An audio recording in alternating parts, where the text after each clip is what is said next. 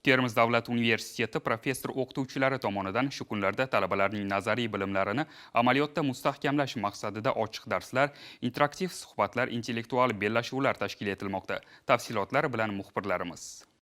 Yangi O'zbekistonda qonun ustuvorligi hayot shioriga aylandi. Bugun inson huquqlari, erkinliklari, imkoniyatlari davlat siyosati markazida. Qonun faqat jazo emas, u himoya, u tenglik, u adolatdir. Termiz davlat universitetining yuridik fakultetida tahsil olayotgan talaba yoshlarga ana shu shiorlar mohiyati singdirilmoqda. Professor o'qituvchilar tomonidan o'tkazilayotgan ochiq darslarda bu bilimlar amaliy jihatdan mustahkamlanyapti. Sud qarorlarini qayta ko'rib chiqish, nazariya va amaliyot mavzusiga bag'ishlangan navbatdagi ochiq darsda tajribali sudyalar, professor o'qituvchilar hamda fakultetning yuqori bosqich talabalari ishtirok etishdi. Ko'p yillik tajribaga ega dotsent ustoz Norquvvat Yangiboyev tomonidan olib borilgan dars davomida talabalarga qonunning jamiyatdagi roli, uning inson hayotidagi ahamiyati va eng muhimi adolatni ta'minlashdagi o'rni borasida qimmatli tushunchalar berildi.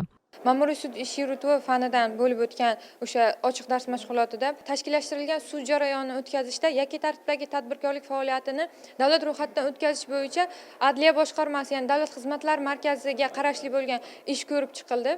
Bundan oldin o'zimiz bevosita sud mashg'ulotlarida to'g'ridan to'g'ri ishtirok etmaganligimizga qaramasdan ustoz bergan ko'rsatmalari va yo'l yo'riqlari asosida tashkillashtirilgan sud jarayonimiz tashrif buyurgan mehmonlar tomonidan yuksak e'tirof etildi. Hozirgi kunda dars mashg'ulotlarini xuddi shu tartibda intellektual asosda boshqacha tartibda o'tkazilayotganligi yoshlarni dars mashg'ulotlariga va hozirgi kunda huquq tizimiga bo'lgan qarashlarini va qiziqishini yanada orttirishiga sabab bo'lmoqda. Ochiq darsda talabalar ustozlari ko'magida real hayotdan olingan huquqiy holatlarni tahlil qildilar va sud jarayonlarini simulyatsiya qilish orqali qarorlarning qayta ko'rib chiqilish tartibini amalda namoyon etishdi. Mazkur jarayonlarni bevosita kuzatib borgan sudyalar bu borada o'zlarini tajribalarini ulashishdi.